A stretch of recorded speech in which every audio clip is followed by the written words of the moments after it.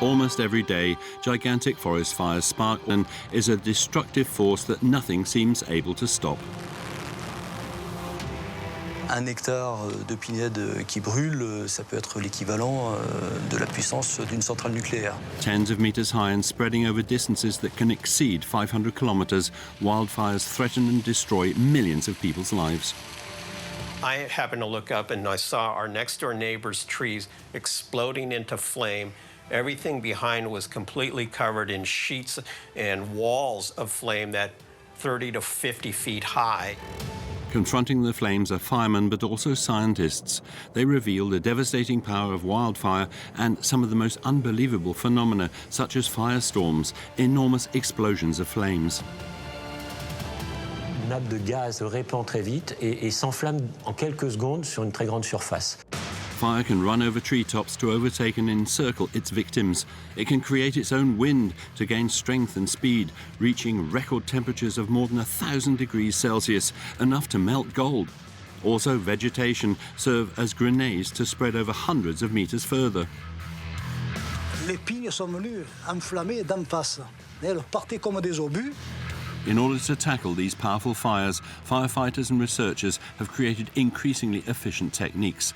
But with global warming, fires are increasingly monstrous and destructive. Le risque d'incendie que l'on a actuellement dans le sud-est de la France pourrait s'étendre dès 2040 à la forêt des Landes et en 2060 à la forêt de Sologne. So what are these wildfires like? What are their most extreme forms? What tools do they use to gain power? And above all, what does the future hold for us? Can we win the war against the flames? To find out, we go to the United States to study giant fires such as the Station Fire, a fire that destroyed an area the size of an English county. Alors, on est effectivement sur ce qu'on appelle des méga-feux, à la fois par leur dimension et par leur puissance. Et ces quelques grands feux qu'on appelle des méga-feux sont des feux qui dépassent les capacités d'intervention humaine. In France, some cities are becoming increasingly threatened by flames. Nous avons une zone où la nature englobe la totalité de la ville de Marseille. Il est extrêmement compliqué de défendre et les personnes et les biens dans ces zones périurbaines.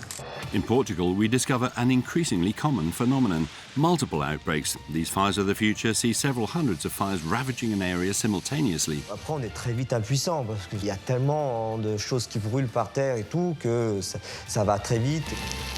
Flames as tall as buildings, total destruction of vast areas. Thanks to science, we discover everything there is to know about wildfire at the heart of the flames.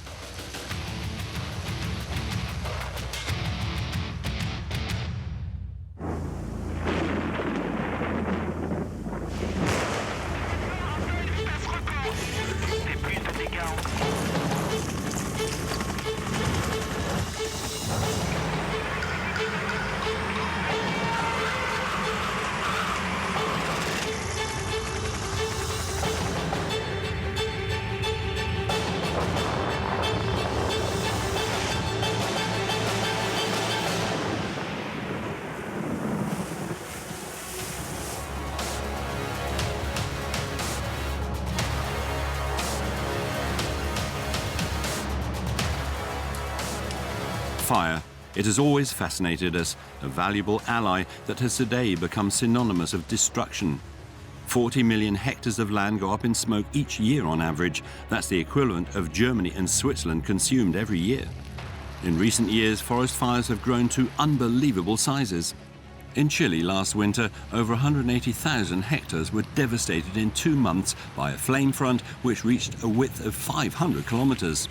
In 2009, Australia saw the most deadly fire in its history, 231 deaths in an area of 365,000 hectares that was completely devastated.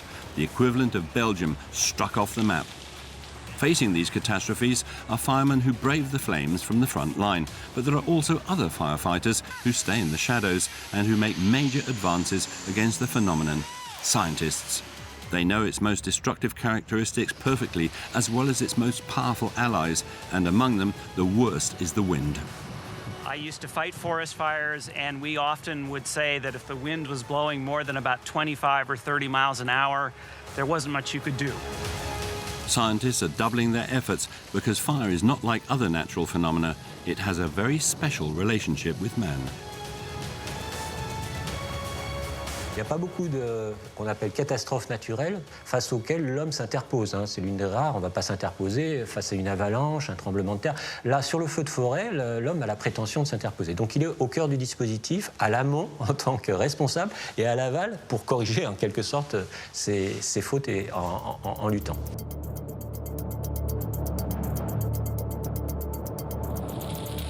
It doesn't take much for a fire to spark in the wild. In scientific terms, it is a phenomenon that relies on a well-known chemical reaction, combustion. A fire basically needs three things to make it run. It needs an ignition, something that actually sparks it. It needs oxygen to be able to fuel the fire, and it needs fuels, wood or plant material to keep on burning. The principle is simple. First, it's triggered by what researchers call activation energy. Then an oxidizer, generally oxygen present in the air, burns fuel, in other words, raw material. Activation energy, oxidizer, and fuel. These three elements are omnipresent in nature, especially in forests. Un combustible, en l'occurrence la matière végétale dans le feu de forêt, un comburant, en l'occurrence l'oxygène de l'air, le vent dans le feu de forêt, et une énergie d'activation, c'est une étincelle initiale. A spark, vegetation, and air is all that the flames require. Three types of fire can then arise.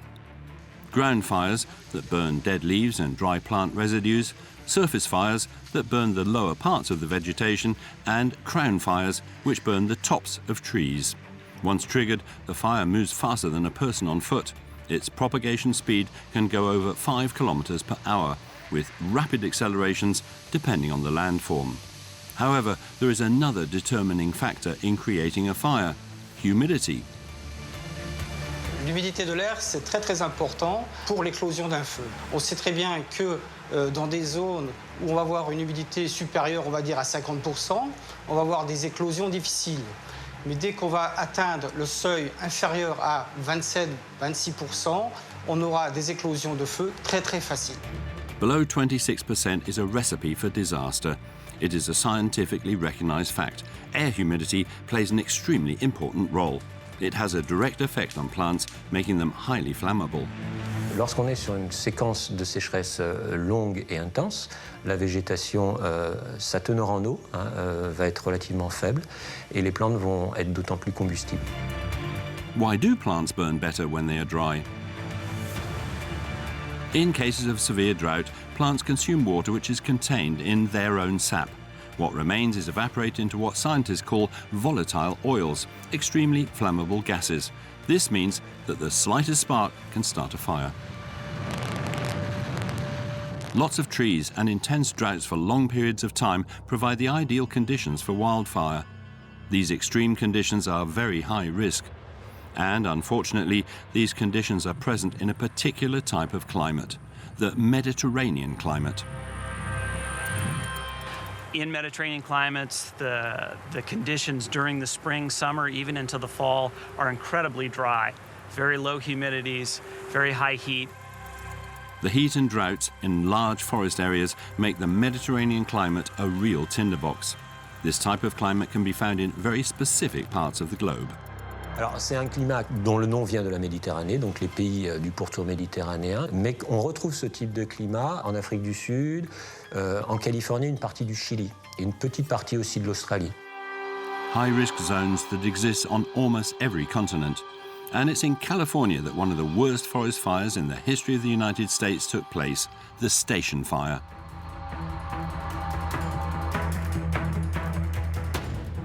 Le Station Fire, c'est un record.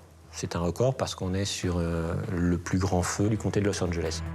While parts of the United States enjoy a similar climate to that of the south of France, its forests are beyond comparison. They cover an area the size of Europe.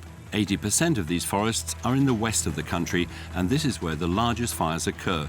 They create what experts call megafires. Alors, on est effectivement sur ce qu'on appelle des mégafeux, à la fois par leur dimension et par leur puissance. Et ces quelques grands feux qu'on appelle des mégafeux sont des feux qui dépassent les capacités d'intervention humaine. The name megafire is a purely scientific term. To be classed as mega, a fire must spread over more than 10,000 hectares, an area the size of the city of Paris. This phenomenon is very rare in France, but not in the United States. On the scale of America's vast forests, these fires cover immense regions and can last for months. However, even taking into account the country's extreme cases, the 2009 station fire was out of the ordinary. We are in the heart of the Angeles National Forest, and yet we are in the county of Los Angeles. You wouldn't believe it, but it's just 45 minutes from the center of the city. Many of course, the attractive qualities of a Mediterranean climate is it's a great place to live. And because of that, you have, I think within the LA Basin area, somewhere on the order of 7 to 8 million people with a lot of natural areas between those houses, right next to homes. 7 million people, that is a third of the population of Los Angeles, who live in the forests and hills to the north of the city, far from the image of Epinal highways, beaches and built-up areas. It was precisely to live in the middle of nature that Robert and Carolyn settled in the outskirts to the north of the city in Big Jahunga. Today there is nothing left of the couple's property. Everything started on the 26th of August 2009, a few kilometers away from here. The station fire started on a Wednesday, further up the road, probably, 10 miles or so 10, 12 miles. up the road on Angeles Up the canyon. Forest Highway. It started from people putting out ashes from something that they had burned, and with those dry conditions and the low humidity, it took off. Just a few embers were enough to light the biggest fire in the history of California. Whether intentional or not, it is man who is responsible for almost all forest fires. Les feux d'origine naturelle liés aux orages secs, à la foudre, c'est 5 à 10% des causes de feu. Most often, a fire starts on the ground, on the herbaceous layer, and grows on contact with bushes. From the shrubs, the flames easily reach the lower branches, then travel to the treetops. They call this the elevator effect. At first, the station fire was not very powerful. Experts were not concerned. They thought they had the fire under control and decided to let it burn. The fire, when it started burning, did not look that threatening. And there is a policy often to, if it does not look like it's going to threaten homes, to let the fire burn as long as it's not in an extreme state. This may seem shocking, but in Anglo-Saxon countries, the policy is to leave a fire alone, as it is good for some ecosystems. In fact, a large part of Mediterranean plant species could not even reproduce without fire. This is the case of Aleppo pine. In order to reproduce, it must disseminate its seeds, which are contained in its pine cones. The cones are sealed with resin and only open on contact with fire.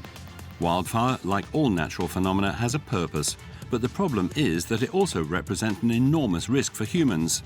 This is what happened in Los Angeles in 2009.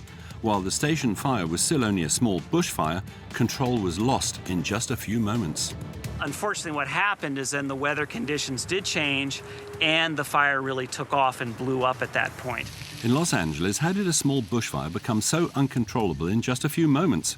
It was thanks to the fire's best ally, wind. And not just any wind. In California, the most dangerous wind is called the Santa Ana. The Santa Ana winds occur usually during very dry conditions when the temperature is still quite warm, often about 100 degrees. And the winds come from the east. They blow up over the mountains and out towards the coast. And they're very strong winds, often 50, 60 mile an hour winds. The Santa Ana is the equivalent of the Mistral wind in France, but worse because it is dry. It comes directly from the desert. And the problem is that the fire's speed of propagation is directly linked to the speed of the wind. Le sinistre progresse à 3% de la vitesse du vent. Donc effectivement, vous pouvez imaginer que pour un vent de 100 km/h, le feu peut se propager à 3000 mètres par heure. 3,000 meters, that's 30 football pitches in an hour. On that day in Los Angeles, the power of the fire escalated very quickly. It then moved westward. So it jumped the highway up there and started burning down canyon towards us. The fire even managed to cross the highway, and it's the wind that is responsible, as it caused what scientists call fire jumping. Le vent peut transporter des particules incandescentes qui vont pouvoir allumer des sautes de feu en avant du front de flamme principal. Burning twigs are transported by the wind across the road and burn the vegetation on the other side. These multiple fire jumps create so many new fire lines that they must be fought before they develop. The firefighters did not manage to extinguish them all. Although the wind speed slowed down, the fire continued its wild course. And even with the wind lessening, the flames drew closer to Robert and Carolyn's home. In 2 days, it traveled 30 kilometers, arriving at the top of the canyon where the couple live. Why such a fast pace when there was no wind? No wind whatsoever, just a very warm day. And as we were standing there, a 50-mile-an-hour wind came from down canyon upward. What Robert and Carolyn noticed was a phenomenon that scientists know very well. It was actually the fire itself that produced its own wind. To burn, the fire seeks to consume all available oxygen. It produces a suction effect like a giant vacuum cleaner, creating its own wind to fuel the flames. Il y a un phénomène d'aspiration de tout l'air frais alentour, et notamment devant le front de flamme, qui génère des vents au sol qui peuvent être vraiment importants. Once started, the fire no longer needed wind from the outside in order to advance. Robert and Carolyn did not immediately realize the gravity of the situation. As I was coming outside, loading possessions into our horse trailer, one of our neighbors came running up and said, "You got to get out, you have 5 minutes left." At that same moment, I happened to look up and I saw our next door neighbor's trees exploding into flame. Everything behind was completely covered in sheets and walls of flame that 30 to 50 feet high. It was a full-blown emergency. The fire, which until then had been running along the ground, reached the treetops, the canopy. Called a crown fire, and generally crown fires, when they happen in forests, it's a very dangerous situation to be in. The fire literally can run right over the top of you. The flames move from tree to tree with increased power and speed as they are fueled by the enormous quantity of leaves. Dès que le feu passe dans la strate arborée, devient un feu total, ce sont des feux qui ne sont plus contrôlables par les moyens humains. For the couple, there was only one solution: to flee. Robert and Carolyn each leave in their cars, following one another, when suddenly Robert, who is in front, can no longer see his partner in the rear-view mirror. I became very panicked. I wasn't sure if I should get out of the truck and run back, but I also realized if I were to get out of the truck, I would probably burn up. And with good reason. The heat is tremendous. Indeed, when burning, plant life specific to the region produces record temperatures. If you were burning a shrub that was not one of these chaparral species, it might have a temperature of 200 or 300 degrees Celsius when the fire burned. Temperatures in chaparral communities with these fire-dependent shrubs have been measured at 1,000 degrees. 1,000 degrees, that's gold melting temperature. Why such heat? Scientists discovered that these plants actually need fire and contain highly flammable gases.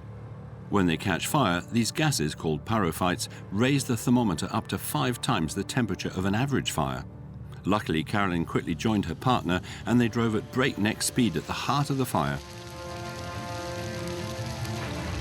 After a few hundred meters, Robert and Carolyn managed to get out of the canyon, finally leaving the blaze behind them. But the impact is catastrophic for the couple and their neighbors. No less than 50 houses were completely destroyed by the flames. Nearly all of the vegetation was devastated. So what explains such a level of destruction? The answer is simple yet surprising. It is by wanting to limit risks at all costs that we have created the conditions for these megafires that destroy everything.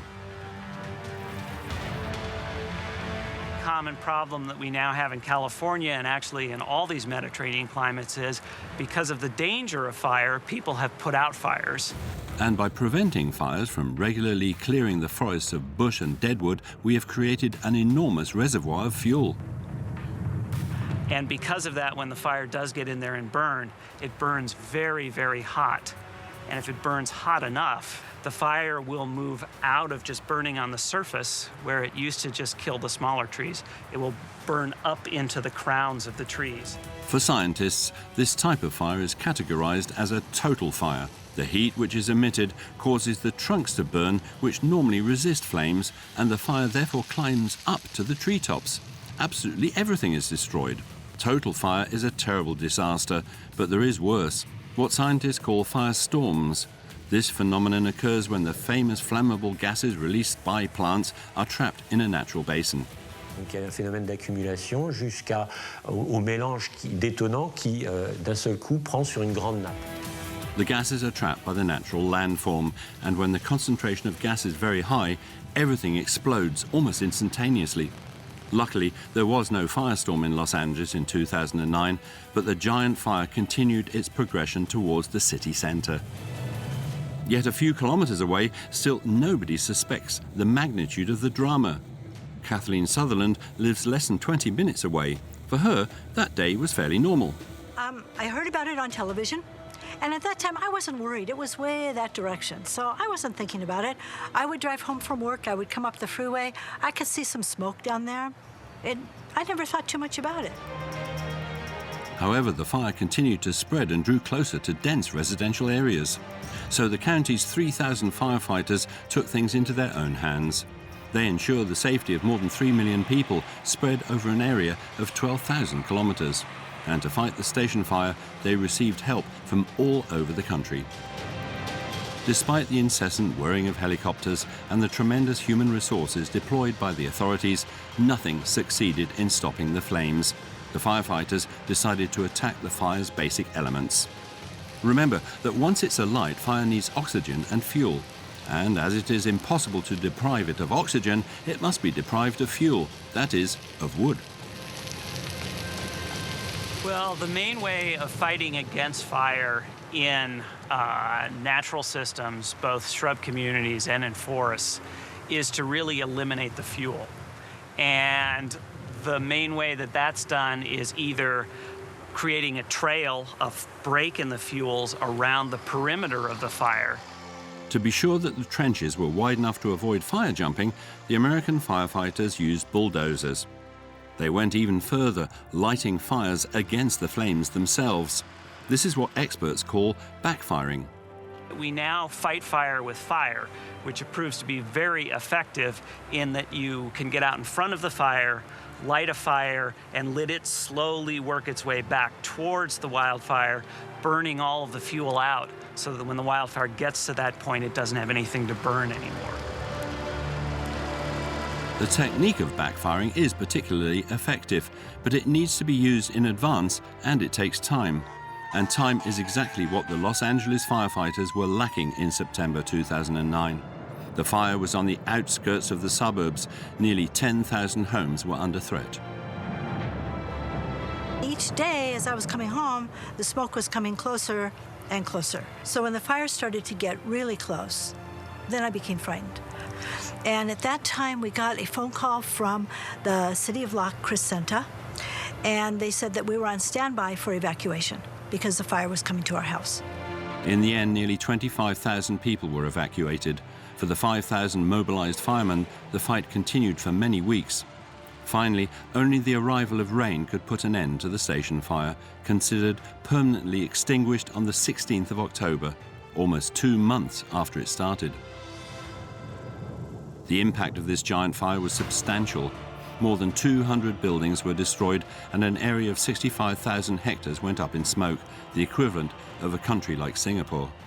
An indirect consequence, the loss of vegetation on the hills around the city led to landslides and mudflow during the rains the following winter.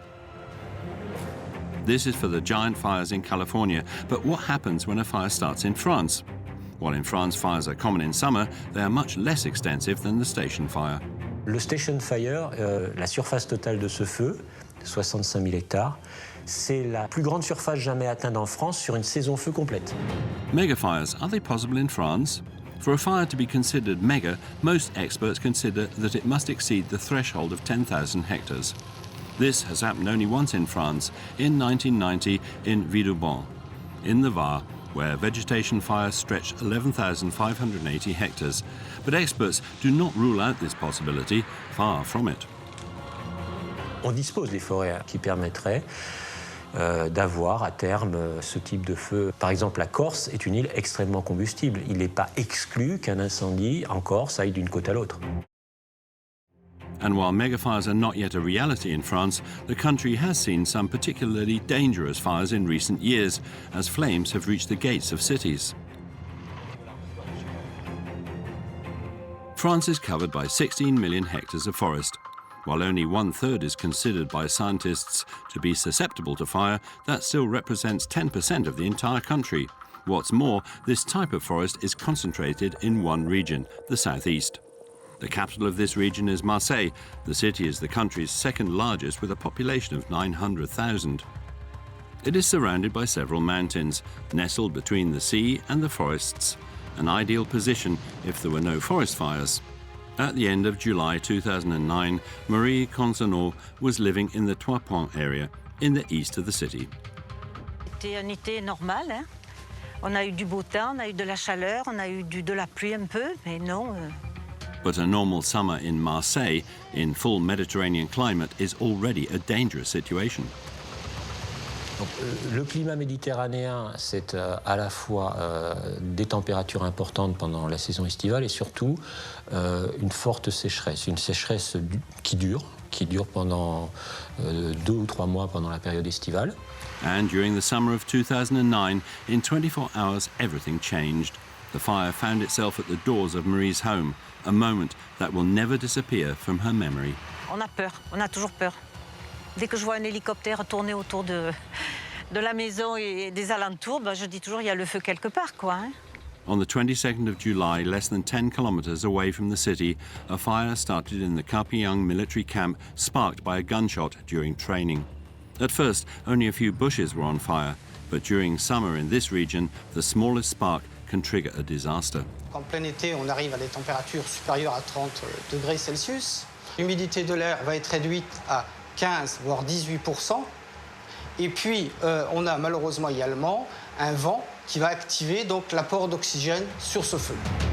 Remember, the situation becomes dangerous below 26% humidity, so below 20%, the conditions are extremely volatile. Droughts force plants to tap into their water reserves to survive. They then release highly flammable gases. Worse, the plants of the Capillon area are very special. It is not really a forest, but a scrubland. Ce sont en général des arbustes et des herbes qui forment un ensemble de couches de végétation relativement basses. Ces plantes de la garrigue sont particulièrement bien adaptées au feu. Bush and shrubs make up the scrubland, and to burn these plants, the fire needs a lot less energy than to burn trees. It is like in a chimney. Smaller wood burns more easily than logs, so fire goes a lot faster. That day in Capillon, the fire travelled 7 hectares in 1 hour, and on top of that, the wind was blowing. In summer, the wind in the Côte d'Azur is a firefighter's worst nightmare. Corvette Captain Priol is a naval firefighter for the city of Marseille. On that day, the 22nd of July, he took command of the operations. Le sinistre progresse à 3% de la vitesse du vent. Donc effectivement, vous pouvez imaginer que pour un vent de 100 km/h, le feu peut se propager à 3000 mètres par heure. Et 1 hectare de pinède qui brûle, ça peut être l'équivalent de la puissance d'une centrale nucléaire. Remember, once the fire is activated by a spark, it is oxygen from the air which burns the fuel, that is, the vegetation. The more wind there is, the more air and oxygen there is, and the faster the plants are burned. But in July 2009, the wind blowing was not the same as usual. En règle générale, la ville de Marseille est soumise à un régime de Mistral. Et ici, nous avions un vent de sud-est, effectivement. Donc ce type de feu, nous l'avions jamais rencontré. The Mistral is a wind which can reach unbelievable speed and make fire uncontrollable. However, for the firemen, the fact that it was not the Mistral blowing on the 22nd of July 2009 was anything but good news. This is because the Mistral is a wind from the northwest, and that day the wind was blowing in exactly the opposite direction. In short, rather than blowing the fire away from Marseille, it brought it towards the city and its hundreds of thousands of inhabitants. If the flames reached the city, the disaster would grow to cataclysmic proportions. For the firefighters on the ground, the stakes were high and the pressure was tremendous. The situation was very dangerous. The landform made movement very difficult. The wind and the dry scrubland allowed the flames to rage. Fire really blows up. In fact, it will move so fast at that point that in many cases, firefighting forces will pull back because it's very dangerous to be in that kind of condition. The situation was all the more dangerous because the fire was not moving in only one direction. It grew wider as it advanced. The firefighters risked being surrounded by flames at any moment. Le feu, c'est pas un point qui se déplace comme un homme à une vitesse qui peut sembler relativement raisonnable, mais c'est un front qui s'étend, avec une tête de feu qui va relativement vite, mais aussi des flancs qui s'élargissent. The fire moved with the wind. It was the wind which gave the flame front its general direction. What's more, as the fire was fed by the plants that it burned, it went everywhere where it could find fuel. The result was that as the front moved faster, it also expanded from the sides. While the fire brigade managed to contain the flame front, the flanks continued to advance and move beyond them. On the ground, the firemen had to be careful not to get trapped, and that day they lost ground. For Captain Priol, giving up was out of the question. Marseille had to be protected at all costs, so he called for aerial support.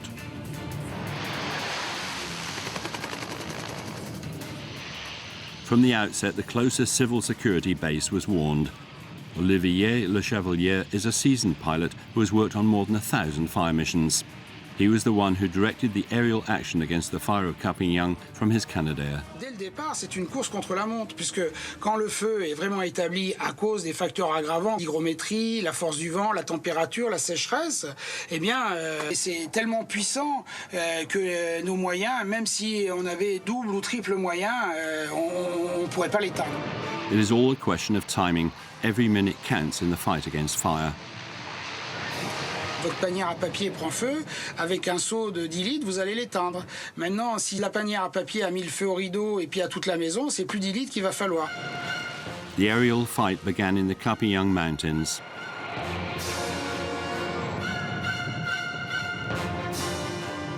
The Canadairs do not simply drop their 6,000 litres of water to put out the fire. They try to spread a chemical product in front of the fire. This product is called a retardant and is mixed with water.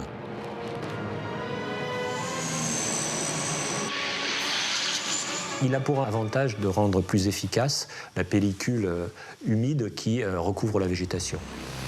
Developed by scientists and composed of special salts, polyphosphate salts, this product makes plants much more fire-resistant. To succeed in burning this vegetation, the flames must reach 700 degrees rather than 200 without the retardant. On va enrober la végétation de ce produit, de ce sel, à l'arrivée du front de flamme. Le front de flamme va, comme on dit, pomper de l'énergie en fait pour essayer de brûler cette végétation et ainsi va perdre de sa puissance. But for this technique to be effective, it must be monitored. This time in the Capignan Mountains, with factors such as drought, wind and the landform, there is almost no visibility. The fire brigade and the pilots must work in the heart of the smoke.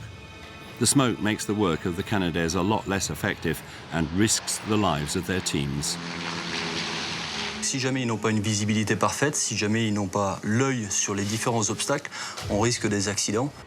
On évolue très très près du relief, donc la moindre inattention, à 10 mètres près, on peut accrocher un arbre.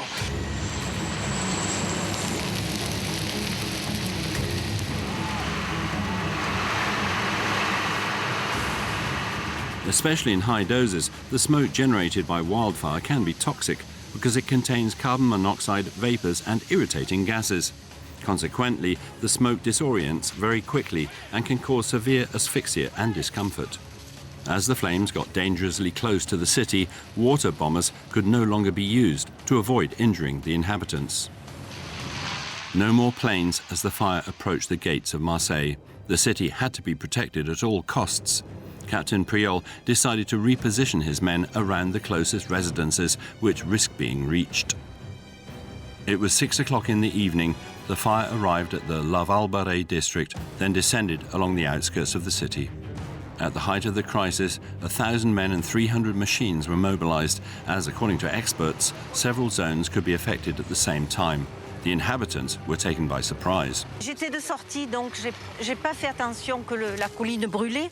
C'est quand j'ai vu le feu en haut de la butte que j'ai compris qu'il y avait le feu qui arrivait sur les 3 ponts. The Trois Ponts area is a series of cliffs covered in vegetation which hang over its narrow streets with a very concentrated population. The fire brigade arrived, but the task was complicated. The trucks had trouble moving around and there were few water sources. Le feu descendait sur les maisons, donc on s'est mis en position de protection avec des lances. On se met en appui sur les maisons pour se protéger nous aussi parce qu'on ne va pas s'exposer dans la pinade avec des flammes qui descendaient rapidement. By spraying the flames, firemen seek to harness the powers of 2 scientific phenomena. First, they try to lower the temperature of the fire. Below 300 degrees, wood does not burn. To do that, they project water as widely as possible. The second scientific phenomenon is even more surprising. The heat transforms water into vapor, and this vapor, which is a gas, replaces the oxygen, and without oxygen, the fire can no longer burn. This technique is very effective, as a single litre of water brought to 100 degrees produces 1,700 litres of water vapour.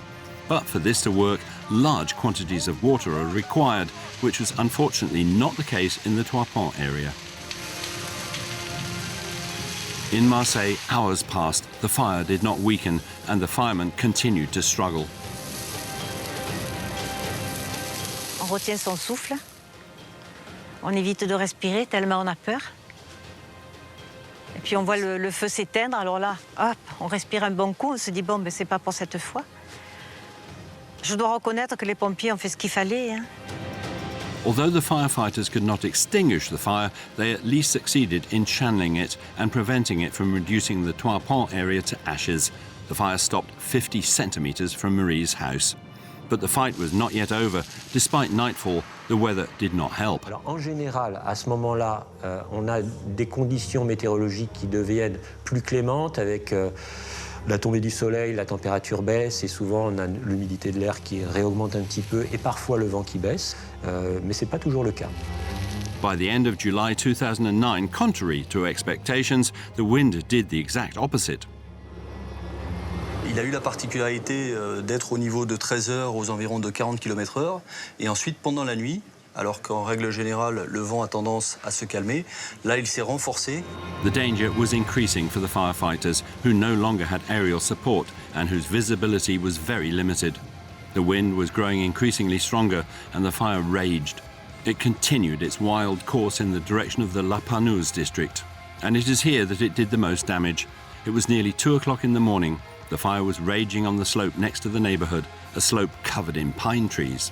However, pine has a very special behaviour during fires, a behaviour which makes it a very effective ally for the fire.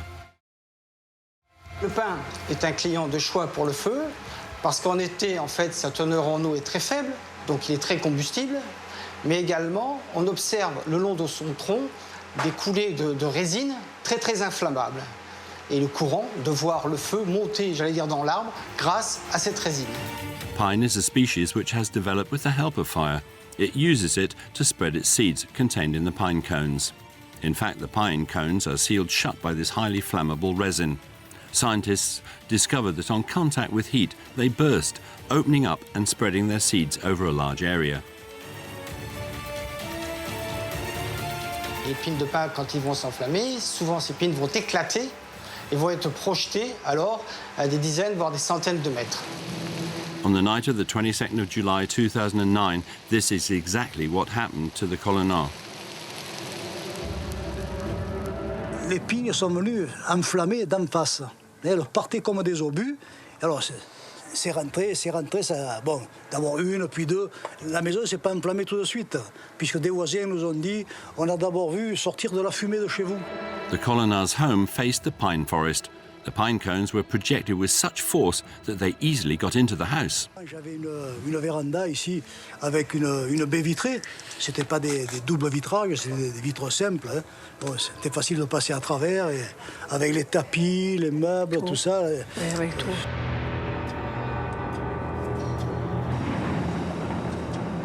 Toute ouverture, une fenêtre laissée ouverte ou un volet qui ne serait pas fermé et une vitre qui explose sous l'effet de la chaleur. Et dès qu'il y a cette ouverture, les particules incandescentes vont rentrer en masse dans la maison et allumer tout ce qui peut être combustible dans une maison, que ce soit le tissu d'un fauteuil, un rideau. Et quand ça se voit, c'est trop tard. The next morning at 8 o'clock, the fire was finally stopped from spreading further, but it took another 4 days for the fire to be considered officially extinguished after having burned 1,000 hectares of land. This delay after the visible suppression of the fire is due to an astonishing phenomenon, root fires. That fire actually follows where it has fuel, and so it will follow down into the ground and burn along the roots of the trees. And then if the weather conditions change and become favorable again for the fire to spark up, all of a sudden it may come back up again, and the fire that you thought you had out will start burning again and making a new run. Once extinguished, the fire left behind charred trunks and scorched branches. These scars give an indication of the severity of the damage caused, but also of the chances of survival of the trees. Because certain species have developed special forms in order to resist fires. With its very thick bark, oak cork protects the living tissue of its trunk from heat. Other trees grow quickly to gain height and escape the flames. Sometimes they even naturally prune themselves by getting rid of their lower branches. After a fire, however, survivors are weakened for several years. Some trees never grow again. But some species deploy strategies to rise from the ashes. This is the case with most hardwoods that are capable of growing new branches from charred trunks. As for the majority of softwoods, they regenerate when the seeds that they have released germinate after a fire. For the Colonna, this fire was a disaster, but the damage could have been a lot worse. Firefighters managed a remarkable operation in the protection of Marseille from the flames. But unfortunately, fires threatening cities are likely to become more and more frequent. These giant fires are causing increasing damage all over the globe. Scientists are worried for the future. But why are forest fires becoming bigger and more destructive? What does the future hold for us? Experts consider the likely evolution of these disasters can already be observed in one European country, Portugal.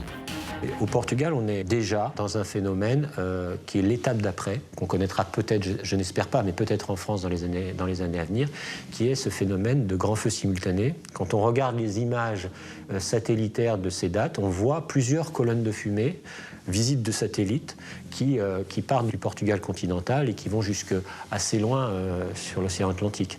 C'est vraiment impressionnant.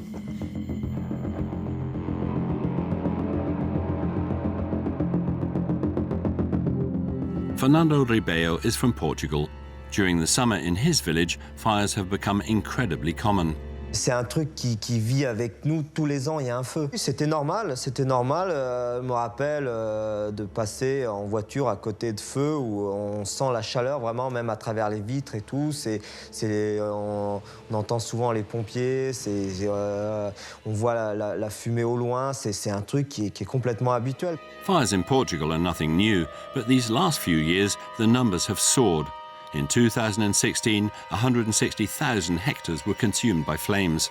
That's nearly 3 times that of the station fire in Los Angeles. And the worst is that hundreds of fires can start at the same time, all over the country. The Portuguese climate is very similar to that of the south of France, and the plants have similar origins. Yet this country sees the number of its forest fires continuously increasing. Entre 2003 et 2005, 2 années catastrophiques, 2 saisons catastrophiques de feu au Portugal, le Portugal brûle 23% de sa surface forestière. C'est absolument énorme. A quarter of Portugal's forests, the size of Corsica, has gone up in smoke in 3 years. So what explains this magnitude? To understand, one only has to look at what happened in this country during the summer of 2016. On the 8th of August 2016, 35 fires raged around the city of Porto, while about 100 fires ravaged the north of the country. And the fire went beyond the limits of the city, unlike in Marseille. This time it entered the city of Funchal and almost destroyed its historic quarter. Quand on voit l'ampleur des dommages, 110 maisons détruites, plus de 200 installations impactées, ça témoigne d'un nouveau type de feu auquel il faut faire face, auquel il faut se préparer. For a large city to be partly destroyed by wildfire in Europe. This had never happened before, so what happened on the 8th of August? The summer of 2016 in Portugal was marked by intense heat and drought, even more than usual. In recent years, southern Europe has experienced warming which makes the weather conditions more and more extreme. Unfortunately, perfect conditions for forest fires. Tous les facteurs finalement vont dans le même sens, à la fois l'augmentation des températures qui augmente le risque et aussi l'augmentation des conditions de sécheresse. Another factor was added to these very dangerous conditions, a factor that changed everything. Il y a eu notamment un épisode, on peut résumer par un épisode de type sirocco, avec un vent très chaud venu du sud, venant d'Afrique du Nord. Once again, it is the wind which turned the situation into a nightmare, and not just any wind, the sirocco wind. Characterized by intense heat and dryness, it originates in the heart of the Sahara. When it blew over Portugal on the 8th of August, the slightest spark caused many disasters. Foi quase uma cena de terror. My mom is screaming, my dad is crying. Aquilo está de uma tristeza.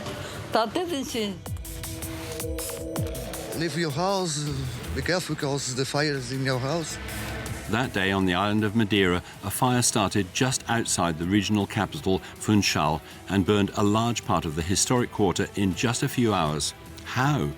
In fact, the fire was carried to the heart of the city by a highly flammable species of tree, the eucalyptus. Moi, j'ai toujours connu les eucalyptus. Il y a un petit peu de sapin, il y a un petit peu de chêne, mais c'est surtout l'espèce qui pousse le mieux.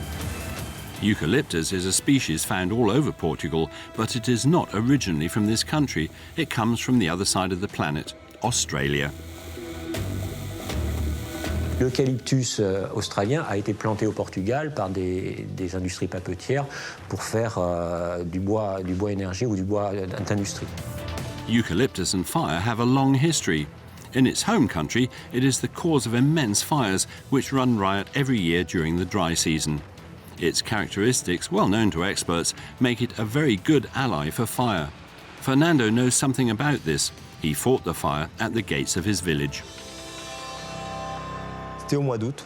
On était en vacances avec des amis qui étaient venus à la maison et ça s'est déclenché tout à côté de la maison, à 300 mètres de la maison. Fernando went immediately to the scene. He noticed that the leaves and pieces of eucalyptus bark covering the ground were the prey to the flames. Il y a le feu qui s'élargit, on tape dessus, là où quand il y a une flamme, on tape dessus pour l'éteindre et la calmer. Après l'extincteur, j'ai réussi à éteindre des foyers un peu plus importants, mais après on est très vite impuissant parce que il y a tellement de choses qui brûlent par terre et tout que ça va très vite. Scientists know that eucalyptus leaves decompose very slowly. In summer, this very dry bedding that covers the ground is just waiting for an opportunity to ignite. Fortunately, the firemen arrived very quickly. Fernando was lucky. But in the city of Funchal in 2016, it was another of the eucalyptus's characteristics that triggered the disaster. La particularité de l'eucalyptus quand il brûle, c'est de produire des morceaux d'écorce, des lambeaux d'écorce. Et ces particules incandescentes, ces écorces qui brûlent, ont pu être transportées sur plusieurs centaines de mètres.